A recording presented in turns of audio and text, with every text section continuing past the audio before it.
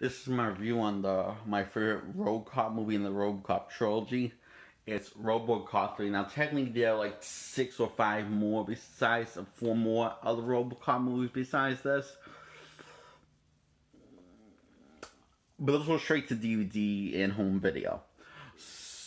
I don't know about Blu-ray. I don't know if the selling on Blu-ray, but those were good also. But I'm reviewing the ones that the one right now that was in the original trilogy that most general public know about.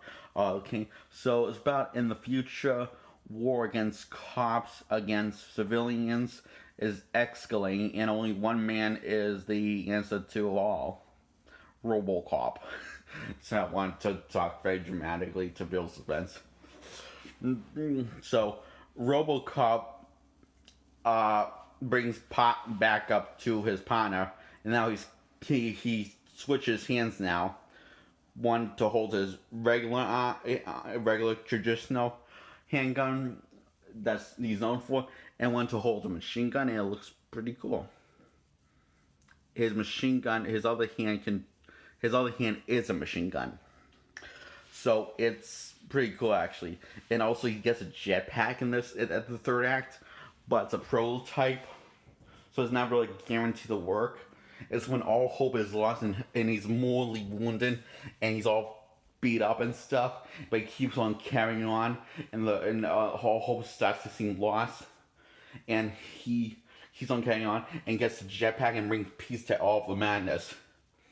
He sides with the eventually he's like siding with the cops throughout the trilogy until they find out, holy shit, we've been fighting civilians.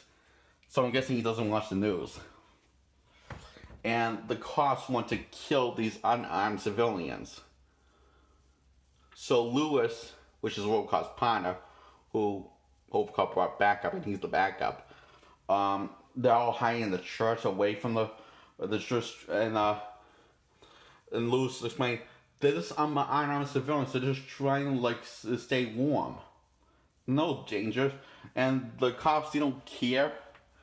These army cops, they just want to execute them because that's what the CEO says of who owns the cops. The OCP company owns the cops, so that they're ordered to do that, to execute them. So I guess so. Lewis and RoboCop decide to defend the civilians. Lewis gets mortally wounded and passes on and promises to avenge her. He does by destroying the police station he works at, because by now he's a fugitive because he decided to do the right thing.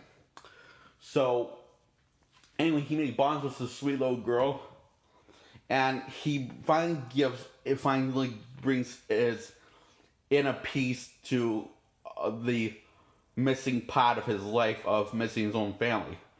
And he asks, and that's when he realized something. He doesn't tell anybody that he's half human because they just think he's a robot. And then this girl, the doctor, who works on him, has to explain he's half human. And she was overtold by the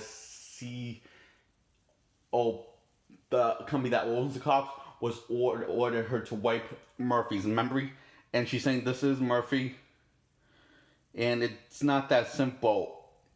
He has all his human memories and well programmed into his AI.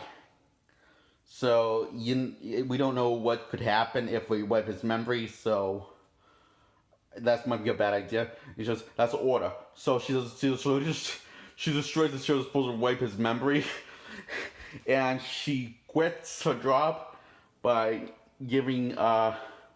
disappearing act. And when Locust all beat up and bruised up by the cops that murdered his partner Lewis, he's a one-man army now, and he's all messed up and stuff, and they don't know how to fix him. So he asked them to get the doctor,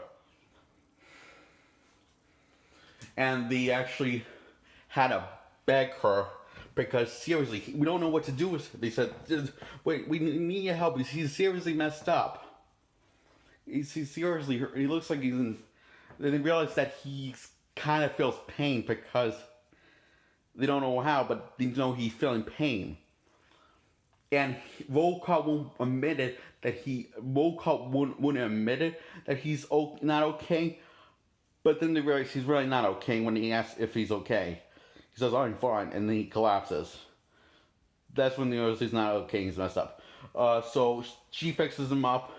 Then he has to take down these ninja cyborgs, these two ninja cyborgs that work for the OCP, and that's where, and then he has to take down these other two ninja cyborgs that works the same company, but he has to travel to take down the head of the OCP, and then takes down the ninjas, and then takes down more cyborg ninjas when he's walking into an ambush where the civilians live, and the civilians decide to come together with the cops with all of the cops and decide to fight for their homes together.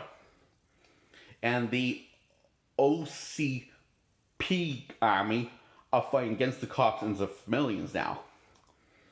So, yeah, it's really testing is all going out of control. So RoboCop is crawling to the jetpack while seeing all this sad stuff happening on the news, and he realizes he's got to stop it. Murphy's got to stop it, and he stops it, and he ends with the line, "Say, my friends call me Murphy, you call me RoboCop," and it ends like that. And how he brought closure to the loss of losing his family in his life is by telling this girl and asking her, "Do you still remember your parents?" And she says, "Yeah." Then if you remember them, they're never truly gone. This as long as his family remembers him, then he's never truly gone from their life, she realizes.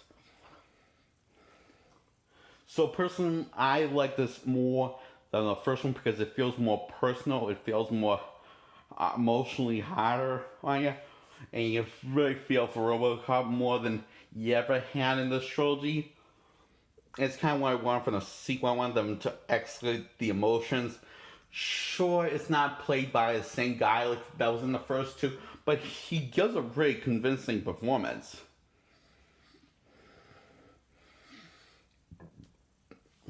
And the makeup job to make him look like the original actor is pretty solid and holds up well, I think.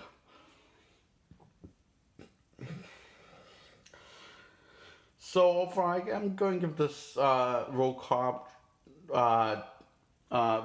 movie a 10 out of 10.